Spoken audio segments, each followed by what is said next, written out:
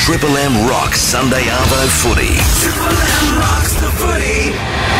For Harvey Norman Home Appliances. I want to start this break, if we can, with a little bit of player movement, because I'm reading some things in the telly this morning about the Dogs being interested in Kieran Foran and the Dragons being interested in Hodkinson from the Newcastle Knights, Kenty. And I wonder, I mean, in the instance of Hocko, if I can start with Trent Hodkinson, this fella, as I understand, signed a 3-year agreement and he's only played, 16, 17 games. What are these contracts? Why are we talking about players moving teams if they're a couple of months into a 3-year contract? Because you're old-fashioned, Maroon. Doesn't work that way. Look, let's go back to the basic premise of a contract. It is to protect both interests. So it's protect the club, it's protect the player. If the player wants to walk out, the club gets compensation, or vice versa. But if they both come to a mutual agreement, it's fine to go. There's no rule that says if both parties agree you can break it, you can't break the contract. That's simple as that. Maroon. I mean, what don't you get about that? Your day is about growing up as a junior and then coming through the Jersey flag and the SG ball and finally going on the cracket in first grade, which I know is only a dream. You can actually you can actually eat at another Chinese restaurant other than South Sydney Juniors. No. There's a bombshell for you. That's allowed. But I wouldn't, because there's not better anywhere else. That's why I wouldn't. King Wa, about to say, mate. He'd King be Wa, busy at the moment, King Wa, wouldn't he? 19,000 last night. He'd be flat out. I might go down tonight, actually. The King Wan's not in the same league as the Juniors, Gal. Let me tell you something. You have to take me over there one day then. All right. Well, we'll go to both. Right, Interesting to see who pays there. Hey, Gougy's bought lunch. I just shouted lunch. You'll shout, Maroon. Hey, but look, the thing is, look, I think Trent Hodkinson, in hindsight, and I think he might privately admit this to himself, he committed career suicide going to the Knights. He went from a finals contending team that he was a state of origin halfback.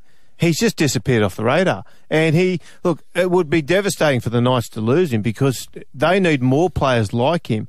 But for him, I can understand him wanting to get out and get back into a side that's going to be in contention, because there's nothing more dispiriting if you're a player to be at a club where it's basically conceded you won't make the finals. And I remember talking to Jared Mullen earlier in the year, and he found it really dispiriting that the club constantly talks about rebuilding. He said, we're constantly in a rebuilding phase.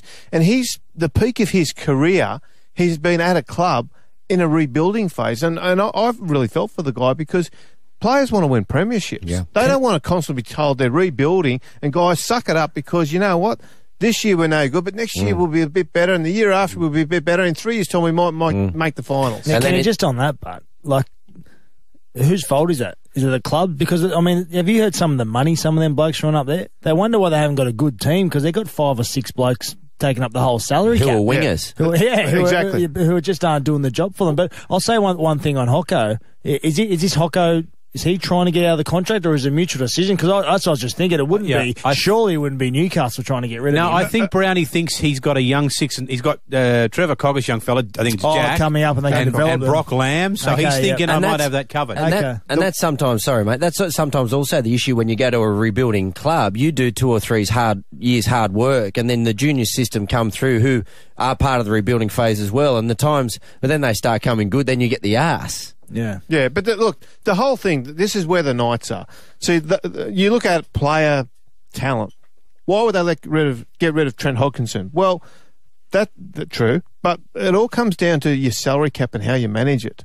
And what Nathan Brown has found, as Gal just alluded to, when he's coming to a club and first thing he's done is he said to the recruitment guy, bring in your books, tell me who's on contract for how long and what we're paying them. I reckon he would have had nightmares over it, because their salary cap is all out of whack. They've got money going to they've got players on far more than they should be on. That's why they've been losing so many good kids, because they haven't got the money to keep the good ones. And I don't know how it's spiraled out of control, but they are out of control. And they've had money going in different areas, and they've been a club. A big problem about Newcastle is because they're a club that loves the local juniors doing good. There's a lot of pressure to sign those local juniors. So those local juniors and their managers have been able to maximise that by constantly threatening to go elsewhere. So what happens, they're getting paid above their station. They're getting paid amounts to stay loyal at Newcastle that they're not getting offered to actually leave the club. It's the reverse situation. But that's the way they've been able to manipulate that, because Newcastle people, and it's been a disaster in there from a public point of view in the past 5-6 years. But the Newcastle people have demanded local juniors. Now, Nathan Brown's come in and said, righto, this is what you want. Come out and support us. And well done to the Knights fans. They are continuing to get out there and support them. But what he's doing is he's getting out there and he's got to try and basically rebuild the club. I said last week on this show, Newcastle are in a worse state now than they were in their first season in the competition. They are that far behind, and it is going to take drastic measures to turn that club around. And I really feel sorry for all the guys that are there trying to do it, because they don't have any.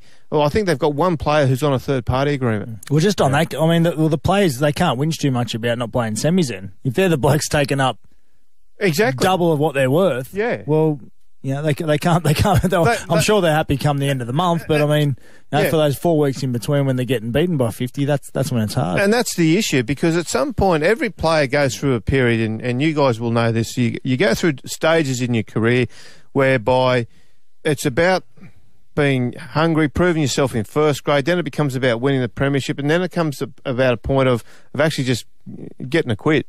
Making sure you set yourself up and do the best you can. And every player goes through it to varying degrees, obviously, but they all go through it. And at some point, if you want to go to Newcastle, if you sign with Newcastle, you are basically saying to yourself, I'm giving up my premiership dream. I'm now playing for money, because they won't be winning premierships in any time. There's not a player playing today that will play in the NRL today that will play in a Newcastle premiership team. Geez, that's a big call, Kenty. What about you reckon that long? I've heard Joey say 5 to 10 years. I don't know about that long, but I certainly think the next 2 or 3 years is going to be tough. I think it's going to be a lot tough. Unless they are absolutely radar perfect with their decisions over the next 5 to 6 years, I don't think they can get out of it. I think... Yeah, because this is the other issue that we haven't discussed. Is I just said there's one. I believe one player has got third-party agreements. Okay, so it's all in the salary cap. Well, it's all salary cap. They don't have the capacity to go to sponsors. They just don't have people there willing to. Yeah, well, technically, I should say this, given what this season's unfolded, technically it's up to the player managers to go to businesses in the community and find these third-party agreements. The Knights just don't have it. Yeah, well, I think the guy that is on the third-party agreement gets a family box at Henny Penny Chicken if they win, so there's some improvement to be made there as well.